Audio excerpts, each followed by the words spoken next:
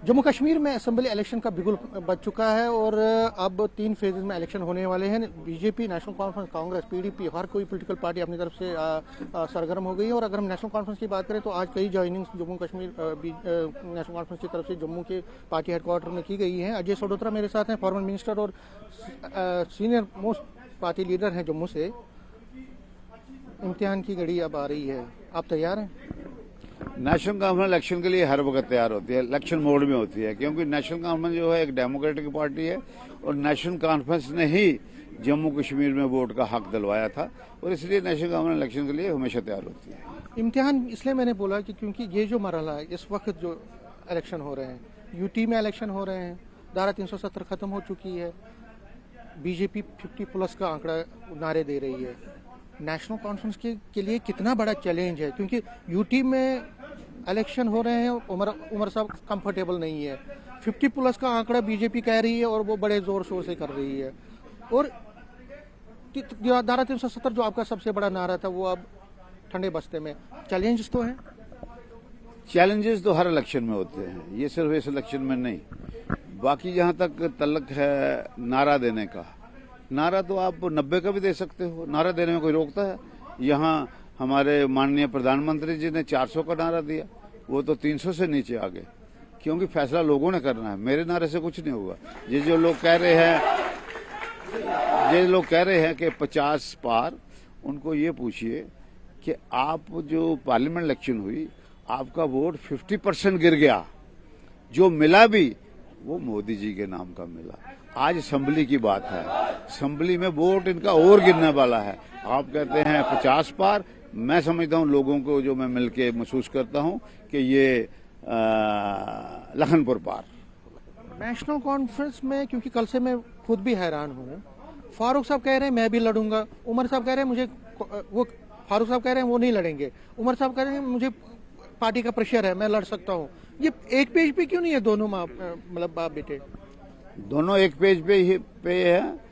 Election जो फैसला party high command करेगी, क्योंकि मैंने आपको पहले भी बताया कि हमारी जो वर्किंग कमेटी पिछले दिनों 2 दिन की हुई, तमाम मेंबरान ने उमर साहब से रिक्वेस्ट की कि अपना फैसला रिकंसिडर करें in the interest of the party and in the interest of cadre of the party. वो लड़ेंगे, मुझे उम्मीद है कि वो जरूर लड़ेंगे और लड़ना चाहिए। मेरा भी कहना है उमर साहब को भी लड़ना चाहिए, क्योंकि उमर साहब जो हैं वो अगर नहीं लड़ेंगे तो पार्टी, फारूक साहब भी लड़ेंगे। ये पार्टी हाईकमांड है, अगर वो कहेंगे हम दोनों लड़ेंगे तो वी विल सैल्यूट। उमर साहब ने कहा उनका हेल्थ ठीक नहीं है, हो सकता है मैं ही लड़ूं। समझ नहीं आ रहा दोनों लड़ेंगे या एक लड़ेंगे।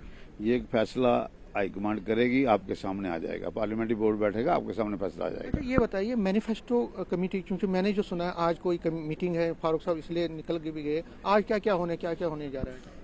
मैनिफेस्टो कमेटी जो है बड़े दिनों से बैठ रही है, बड़ी डिस्कशंस हो रही हैं, हम भी उसमें बैठते हैं, उसमें बात होती है, हर इशू पे बात होती है।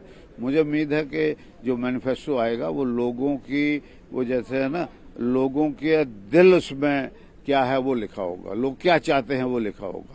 लोगों की तवक्कुआत बड़ी है नेशनल कॉन्फ्रेंस से। आप देखिए, ये पहली दफा मैंने देखा कि हमने लोगों के ओपिनियन मांगे थे, भाई हम मैनिफेस्टो में क्या क्या करें, और कम से कम 10,000 लोगों ने उस पर दिया, अपने व्हाट्सएप पे अपने व्यूज दिए। तो लोगों की इन्वॉल्वमेंट है, लोग जो चाहेंगे वही होगा। अलायंस की अगर हम बात करें तो आपने इंडिया ब्लॉक के अंडर चुनाव लड़ा, कांग्रेस आपके साथ थी, पीडीपी नहीं थी। इस बार क्या अलायंस कांग्रेस के साथ, क्योंकि ऐसी इंडिकेशंस फारूक साहब ने भी कल दी कि हो सकता है अलायंस हो उनके साथ, कम से कम कांग्रेस के साथ, क्या ऐसी संभावना है? हम इंडिया ब्लॉक का हिस्सा हैं, इसमें कोई दो राय नहीं है।